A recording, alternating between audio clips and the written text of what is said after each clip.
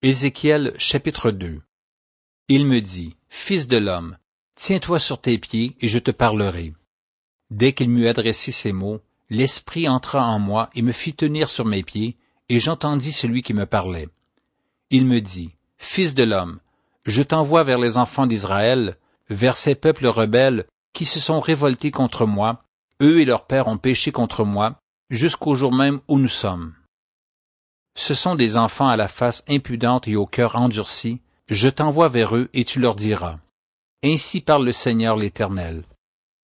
Qu'ils écoutent ou qu'ils n'écoutent pas, car c'est une famille de rebelles, ils sauront qu'un prophète est au milieu d'eux. Et toi, fils de l'homme, ne les crains pas et ne crains pas leur discours, quoique tu aies auprès de toi des ronces et des épines, et que tu habites avec des scorpions, ne crains pas leur discours et ne t'effraie pas de leur visage, quoiqu'ils soient une famille de rebelles. Tu leur diras mes paroles, qu'ils écoutent ou qu'ils n'écoutent pas, car ce sont des rebelles. Et toi, fils de l'homme, écoute ce que je vais te dire. Ne sois pas rebelle comme cette famille de rebelles. Ouvre ta bouche et mange ce que je te donnerai. Je regardai et voici, une main était étendue vers moi, et elle tenait un livre en rouleau. Il le déploya devant moi, et il était écrit en dedans et en dehors, des lamentations, des plaintes et des gémissements y étaient écrits. Ézéchiel chapitre 3. Il me dit, Fils de l'homme, mange ce que tu trouves, mange ce rouleau et va, parle à la maison d'Israël. J'ouvris la bouche et il me fit manger ce rouleau. Il me dit, Fils de l'homme, nourris ton ventre et remplis tes entrailles de ce rouleau que je te donne. Je le mangeai et il fut dans ma bouche doux comme du miel. Il me dit, Fils de l'homme, va vers la maison d'Israël et dis-leur mes paroles. Car ce n'est point vers un peuple ayant un langage obscur, une langue inintelligible que tu es envoyé, c'est à la maison d'Israël. Ce n'est point vers de nombreux peuples ayant un langage obscur, une langue inintelligible dont tu ne comprends pas les discours. Si je t'envoyais vers eux, ils t'écouteraient. Mais la maison d'Israël ne voudra pas t'écouter, parce qu'elle ne veut pas m'écouter, car toute la maison d'Israël a le front dur et le cœur endurci. Voici, j'endurcirai ta face pour que tu l'opposes à leur face. J'endurcirai ton front pour que tu l'opposes à leur front. Je rendrai ton front comme un diamant plus dur que le roc. Ne les crains pas, quoiqu'ils soient une famille de rebelles. Il me dit, Fils de l'homme, reçois dans ton cœur et écoute de tes oreilles toutes les paroles que je te dirai.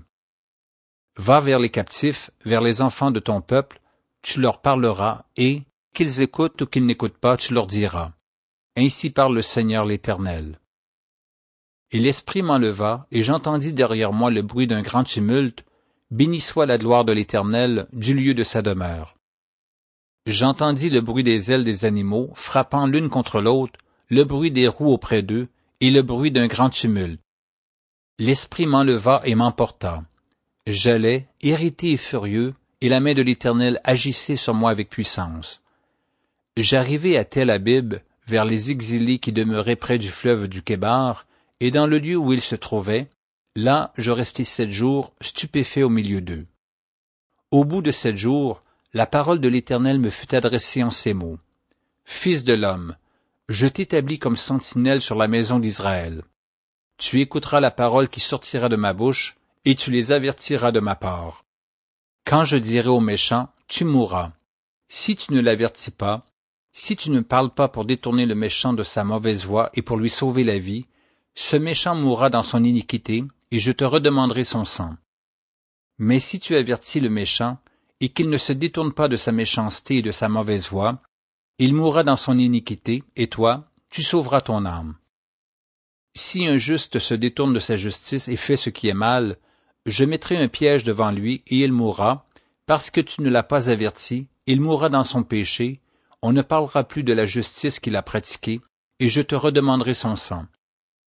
Mais si tu avertis le juste de ne pas pécher et qu'il ne pêche pas, il vivra parce qu'il s'est laissé avertir, et toi, tu sauveras ton âme. Là encore, la main de l'Éternel fut sur moi, et il me dit, Lève-toi, va dans la vallée, et là je te parlerai. Je me levai, et j'allai dans la vallée, et voici, la gloire de l'Éternel y apparut, telle que je l'avais vue près du fleuve du Kébar. Alors je tombai sur ma face. L'Esprit entra en moi et me fit tenir sur mes pieds. Et l'Éternel me parla et me dit, « Va t'enfermer dans ta maison. Fils de l'homme, voici, on mettra sur toi des cordes avec lesquelles on te liera, afin que tu n'ailles pas au milieu d'eux. J'attacherai ta langue à ton palais, pour que tu sois muet et que tu ne puisses pas les reprendre, car c'est une famille de rebelles.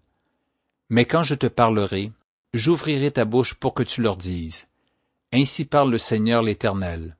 Que celui qui voudra écouter écoute, et que celui qui ne voudra pas n'écoute pas, car c'est une famille de rebelles. »